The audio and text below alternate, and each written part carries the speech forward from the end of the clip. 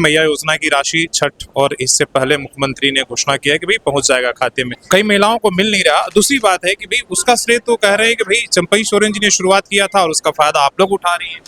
मैं महिला आयोग में अध्यक्ष रही हूँ। जिस दौरान मैं अध्यक्ष थी उस समय भाजपा का कार्यकाल कुछ समय तक था।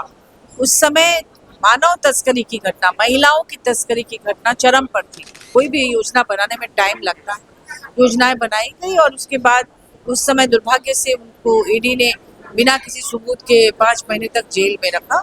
उस दौरान जो उन्होंने जिम्मेदारी किसी को दी थी, उस दौरान इसकी घोषणा जरूर थी। शिकायत ये है कि आप चुनाव के समय तो आपने दिया 3 महीने, अब जो है उसमें कंडीशन लगा दिया, शर्त लागू वाली। कि जब फॉर्म फिलअप किया गया था तो उसमें काफी गड़बड़ियां पाई गई। कई बार तो किसी पुरुष के नाम से 10-10 ये बना लिया गया था कि 10 महिलाएं ले रहे हैं, लेकिन ले रहे थे एक ही पुरुष। इन गड़बड़ियों को छांटने के क्रम में, उनको सुधारने के क्रम में थोड़ा बहुत विलम्ब हो रहा है। कहीं कहीं महिलाओं ने कुछ गलत भी इंफॉर्मेशन भर दिया है। बीजेपी जो सवाल उठा रहा है वो घुसपैठ या मुस्लिम तुष्टीकरण का, क्या जवाब है आप लोगों के पास? कि अगर किसी दूसरे कंट्री से, दूसरे देश से कोई घुसपैठ कर रहा है तो उससे अपने देश की सुरक्षा की जिम्मेदारी राज्य सरकारों की है कि केंद्र सरकार की। और एक बात, आधार कार्ड बनाने की जिम्मेदारी किसकी है? केंद्र सरकार की है। ठीक है, अगर कोई फर्जी आधार कार्ड बनाता है उसको जांच करके तुरंत उसको निरस्त कराइए। SIR कर रहे हैं, बोले कि इसलिए तो लेकर आए। SIR लेकर आए हैं, लेकिन SIR में गड़बड़ी पाई जा रही है। राहुल गांधी जी ने प्रेस कॉन्फ्रेंस करके कई प्रमाण उन्होंने दिए। नमस्कार, जोहार। घाटशिला उपचुनाव में आपका स्वागत है और हमारे साथ जो है पूर्व राज्यसभा के सांसद महुआ माझी और JMM के जो है वरिष्ठ नेत्री हैं। घाटशिला उपचुनाव को लेकर सीधे अभी महिला कार्यकर्ताओं के साथ इन्होंने बैठक लिया। घाटशिला उपचुनाव का किस तरीके से अभी महिला कार्यकर्ताओं से आपने बातचीत किया, किस तरह के मुद्दे आपको समझ में आ रहे हैं? देखिए, महिलाएं काफी एक्टिव हैं। मैंने जो देखा अपने क्षेत्र की काफी सक्रिय महिलाएं हैं जो पार्टी के लिए काम करती रही हैं और आगे भी करेंगी। उनमें काफी जोश और उत्साह मुझे दिखा और सब फील्ड में जाके हम लोगों ने फीडबैक लिया उनसे और कुछ उन्हें सलाह भी दिया गया, क्या करना है क्या नहीं करना है। रणनीति कुछ बनाई गई जिसमें पुरुष पदाधिकारी भी अपनी बात रखे, हम लोग भी सांसदगण, हमारी माननीय जोवा मांझी जी भी आई हुई थी। हम लोगों ने अपनी अपनी बातें कही उनसे और साथ में हमारी विधायक सविता महतो जी भी थी। सवाल है कि जिस मैया योजना के जरिए पिछले चुनाव में भी, विधानसभा चुनाव में बड़ी जीत मिली JMM को और महिलाओं को साधने की कोशिश हुई, और इस बार भी मैया योजना की राशि छठ और इससे पहले मुख्यमंत्री ने घोषणा किया है कि भाई पहुंच जाएगा खाते में। लेकिन शिकायत ये है कि भाई आप कई महिलाओं को मिल नहीं रहा। दूसरी बात है कि भाई उसका श्रेय तो कह रहे हैं कि भाई चंपई सोरेन जी ने शुरुआत किया था और उसका फायदा आप लोग उठा रही हैं। देखिए, मैं महिला आयोग में अध्यक्ष रही हूँ। जिस दौरान मैं अध्यक्ष थी उस समय भाजपा का कार्यकाल कुछ समय तक था। उस समय मानव तस्करी की घटना, महिलाओं की तस्करी की घटना चरम पर थी।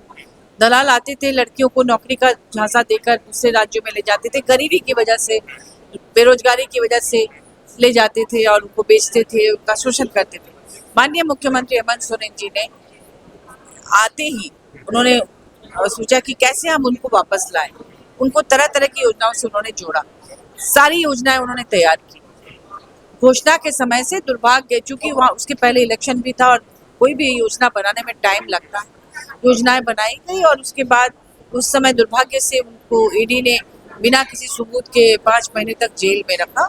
उस दौरान जो उन्होंने जिम्मेदारी किसी को दी थी, उस दौरान इसकी घोषणा जरूर हुई। तो मैया सम्मान योजना जो है माननीय मुख्यमंत्री हेमंत सोरेन जी की, एक बहुत ही महत्वाकांक्षी योजना है और उसको उन्होंने पूरा भी किया और लगातार कर रहे हैं। जो उसमें भ्रांतियां थी, गलतियां थी, उसे सुधार भी रहे हैं। सभी महिलाओं को क्यों नहीं मिल पा रहा है? शिकायत ये है कि आप चुनाव के समय तो आपने दिया 3 महीने, अब जो है उसमें कंडीशन लगा दिया, शर्त लागू वाले हिसाब। देखिए, होता क्या है कि जब फॉर्म फिलअप किया गया था तो उसमें काफी गड़बड़ियां पाई गई।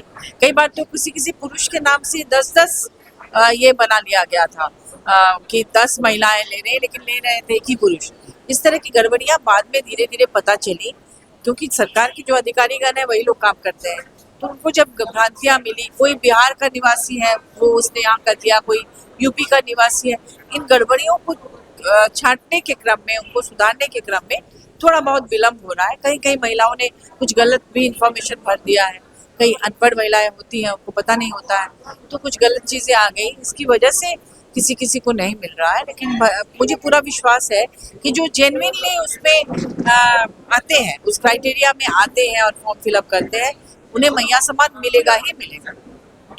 मेरा सवाल मैडम एक छोटा सा ये है कि जिस तरीके का बीजेपी जो सवाल उठा रहा है वो घुसपैठ या मुस्लिम तुष्टीकरण का, क्या जवाब है आप लोगों के पास? देखिए, पहली बात कि अगर जैसा कि भाजपा आरोप लगाती है घुसपैठ की, ये जो आप बढ़ने की बात कर रहे हैं, डेमोग्राफी चेंज होने की बात कर रहे हैं, ये इसके पीछे घुसपैठ वाली बात इसलिए है कि भाजपा के तमाम नेता, मंत्री, मुख्यमंत्री, पूर्व मुख्यमंत्री लोग आके यही बात कह रहे थे, राज्य सरकार पर आरोप लगा रहे थे। तो आप बताइए ना कि अगर किसी दूसरे कंट्री से, दूसरे देश से कोई घुसपैठ कर रहा है, तो उससे अपने देश की सुरक्षा की जिम्मेदारी राज्य सरकारों की है कि केंद्र सरकार की?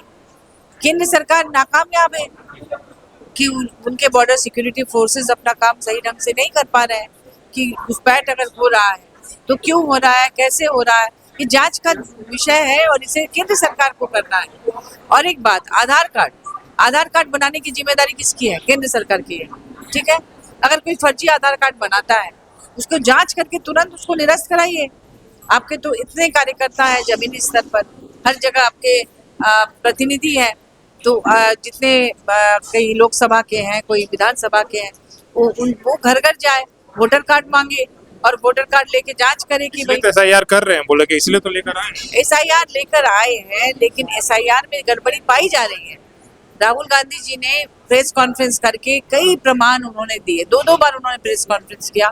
मैं खुद उपस्थित थी उस प्रेस कॉन्फ्रेंस के दौरान, हम लोगों के सामने किया गया था और उसमें उन्होंने तथ्यों के साथ सारी बातों को रखा।